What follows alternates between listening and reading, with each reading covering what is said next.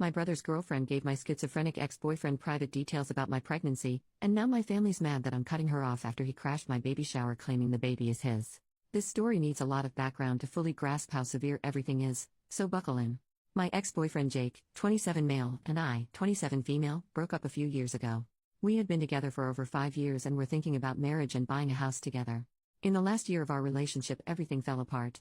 Long story short, he had a sudden psychotic episode and was placed in a mental health ward, mental health facility attached to a hospital, for his safety. Following this, his entire personality changed and he developed delusions, hallucinations, and paranoia which never went away. A large part of his paranoia revolved around me controlling people around him and thinking I was trying to make him look crazy.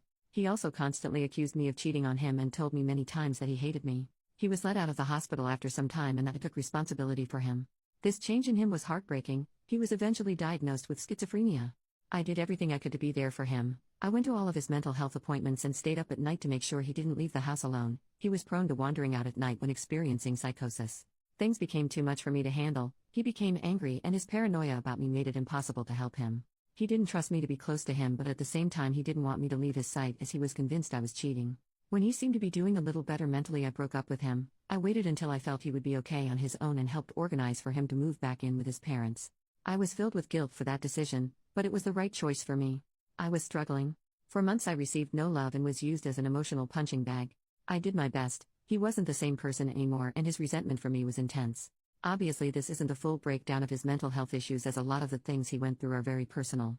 I never blamed him for what happened, but I needed to be happy and did what I needed to do. It was a messy breakup, but it went better than expected. We kept talking for a little while as friends. I think the entire time we kept contact he assumed we would get back together at some point. I continued helping him when I could. When I started a new relationship with my current partner Sam, 30 male, Jake had a really bad psychotic episode and threatened both of us. He accused me of cheating on him with Sam before we broke up, which makes no sense as I met Sam a while after we had broken up, and sent both of us intense messages. I managed to contact Jake's family, who got him the help he needed. Following this, I cut all contact with Jake. It was obvious that we couldn't maintain a friendship anymore. The only slight connection I have to Jake is my brother's girlfriend Jess, 29 female. Her and Jake have been friends for years and have maintained their friendship. She knows the entire background to our relationship and never chose sides. I would say I am close with her. We have always been friendly. It always made me happy to know that Jake still had a good friend to confide in. Shift forward to March 2022. I got pregnant with Sam's baby in January and was 3 months pregnant. I had just told my family and close friends about the pregnancy. I told everyone to keep it quiet as I didn't feel ready to publicly announce it. I was incredibly emotional, nauseous, and in no state to deal with any potential fallout at that point. Less than 24 hours passed after telling my side of the family and I received a phone call from Jake. He had found out I was pregnant and left a voicemail saying he would be filing for custody of the baby. Obviously he was in a psychotic episode, so I ignored his calls and let his family know that he had reached out to me. By this point it had been over a year since we had even spoken. He has no idea where I live or work, so I'm not worried about him showing up physically to confront me. I knew the only way he could have found out would have been through Jess. I called and confronted her about it and she admitted to it. She was extremely apologetic and said she didn't think it would matter. She thought he would be fine with the news and said he deserved to know. I was upset by this, but I hadn't explicitly told her not to tell Jake, so it could have just been a mistake. Even though I told her to tell no one, I bit my tongue to keep the peace. I forgave her but made it very clear that she shouldn't tell Jake any more information about me or the baby, and she agreed it wouldn't ever happen again. I didn't hear anything from Jake for months. Last weekend was my baby shower. Sam and I had the baby shower together. It was more of a party than a traditional baby shower. We hired a function room at a bar and invited 80 people to come celebrate. We were all having a great time until I saw Jake standing at the bar, looking around. I managed to slip away without him seeing me and grabbed security to get him escorted out. The area had been roped off for us as a private function, so I simply told them he hadn't been invited. I watched as security approached him and asked him to leave. He was furious and started yelling, demanding to talk to me before he would leave. Sam and several friends went over to him to try and talk him down, but it only escalated. He screamed at Sam, claimed that he was the baby's real dad and that we had never really broken up. At this point I left to hide in the ladies' room until my mom came to let me know Jake was gone. He had eventually left after a little more screaming. I was mortified and we cut the baby shower short. I couldn't stop crying. It's now been a few days and I confronted Jess. She is the only person who would have possibly told him the location and time of the baby shower. I wasn't as kind on the phone with her this time. She admitted to telling him and apologized, but said how could I keep this a secret from him? I was furious and told her that she would no longer receive any news about me or the baby and that I would cut her out of my life. I'm not proud of it, but I screamed at her. I couldn't believe how irresponsible she had been. It wasn't her news to share. My brother called me after and asked me to forgive her.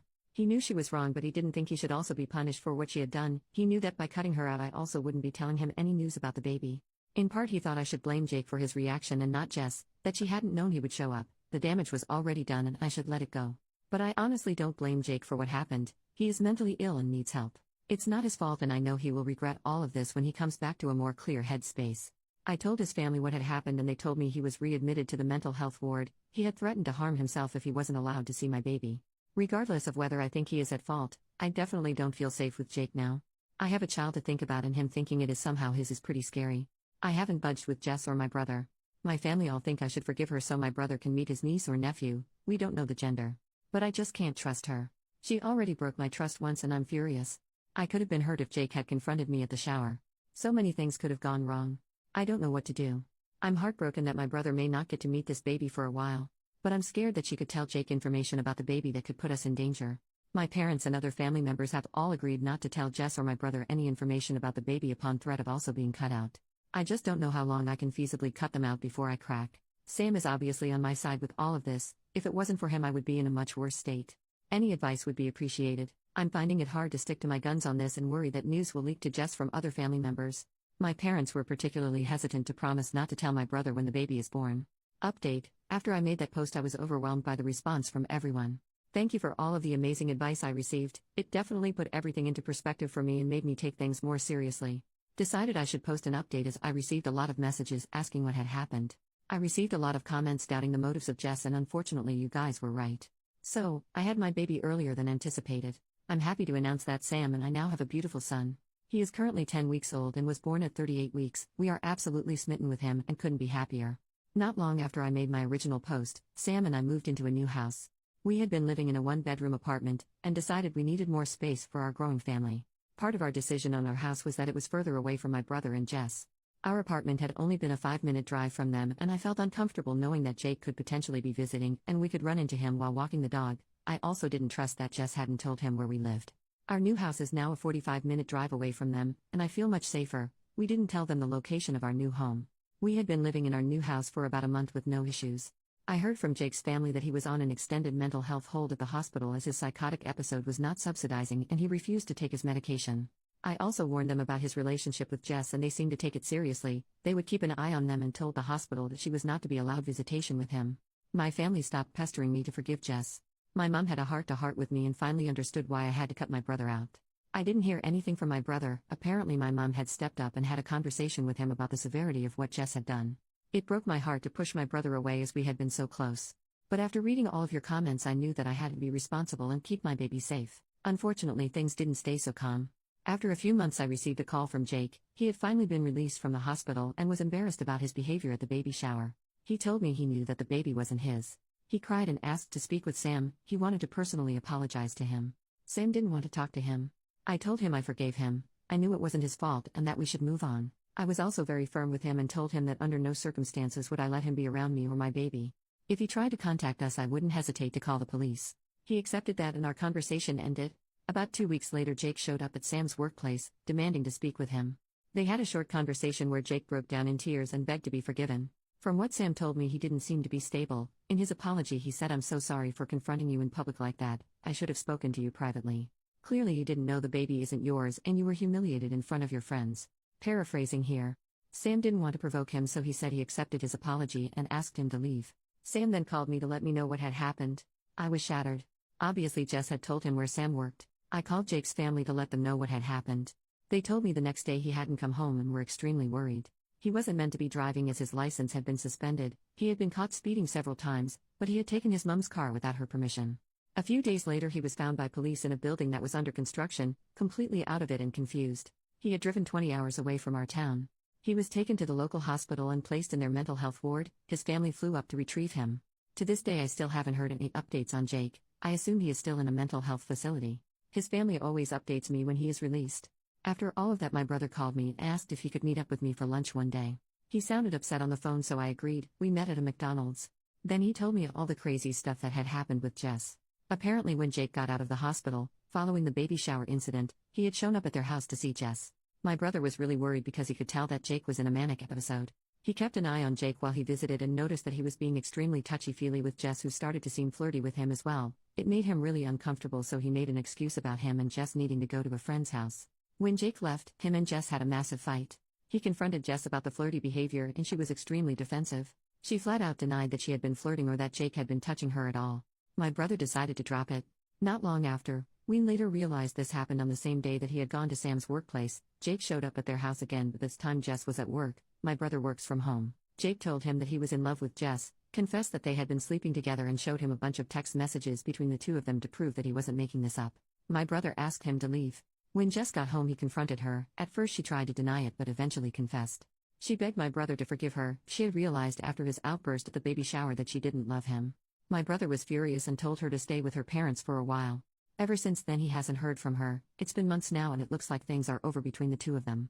My brother feels terrible about what Jess did to me. Although I want to let him back into my life fully, I still don't trust that he won't eventually get back together with Jess. The two of them haven't officially broken up, and until that day comes I won't be sharing my address or photos of our son with him. So far my brother has met our son once at my parents' house. I still don't know why Jess decided to tell Jake about my pregnancy. But I'm so glad she isn't in our lives anymore. I haven't heard anything from her or Jake since. I'm constantly worried he could show up again. I've developed some strange OCD behaviors after it all, needing to check that all our doors are locked 5 times and touching all of the windows in our house before I can go to sleep. Other than that, things have been peaceful so far, and Sam and I have been able to enjoy our new life as parents. New update. Figured I may as well give an update as I received a lot of messages. So this is for anyone that may pass through and see this. Unfortunately, I don't have great news to share in this update. One good thing, my brother did officially break up with Jess. Our relationship is still strained after what happened, but we are able to talk and be civil now. Also, my life with Sam and our new baby has been amazing. Being a new parent is definitely hard, but I've been loving every second of it. I haven't gone back to work after my maternity leave. Thankfully, Sam makes enough that I can be a stay-at-home mom until I decide I want to go back. So on to the news with Jake. I didn't hear anything from him or his family for a while. I heard not long after making my last post that he was on a longer-term mental health hold and then had radio silence. I took that to be a good thing. Not hearing from him usually meant he was doing better. About a month ago I received a strange text from Jake at 2 a.m. I didn't see it until the morning. The message made no sense. He was talking about seeing someone who came back from the future, that he was being followed and needed to hide. He mentioned the movie director Christopher Nolan and how he had seen hidden messages in his movies and he was going to win $1 million with numbers that were hidden in his movies. Honestly, I've received similar messages from him before, so I wasn't too put off by it. I took a screenshot of the message and sent it to his sister so she knew he had contacted me. Then I kind of forgot about it. His sister didn't get back to me though, which I did find a bit strange. She normally messaged me back pretty quickly. 2 days later his sister called me. She was crying on the phone and asked me if I had received any other contact from Jake that night. I told her no. She explained to me that Jake had passed away that night. He unalived himself. Only hours after he had sent me that message. He had apparently sent the same message to about 20 people in his contact list. I don't know all of the details, but apparently that night he had managed to steal his mom's car again. She had been hiding her keys from him, but after ransacking the house he had found them. He went on a drive around the city. No one really knows the details of what he was thinking. But he rammed into another car and pushed them off the road. They slammed into a tree. Thankfully they weren't majorly injured. I later found out it was a young 17-year-old couple in the car. It was a hit and run. He apparently sped up behind them on a quiet road, hit them from the back and sped off. It was all caught on a dash camera. With the timeline we have, it seems he sent his message to everyone only 15 minutes after the accident. About 3 hours later he had passed away. I won't be sharing the details of that. His funeral happened and I decided not to go. With my complicated relationship with Jake, it just didn't feel right to me. One weird thing, Jess went to the funeral. I only know because she took a selfie crying at the funeral and posted it on Instagram with a caption preaching that we need to do more about mental health and supporting people. I was disgusted. It was incredibly hard to hear what had happened. I'm still processing it all. I feel guilty to admit this, but I also feel a sense of relief that my family doesn't need to be worried anymore. I do miss him though. I think I already grieved him when he changed in our relationship. It's hard to know he is physically gone. I can't even imagine what his family must be feeling. It's difficult for everyone involved. I'm so sad that it came to this. Obviously we all hoped he would make a recovery, that one day his psychosis and mania would just disappear completely. He was a good person, just a person that was impacted by mental health problems. I wish there had been a better outcome to all of this.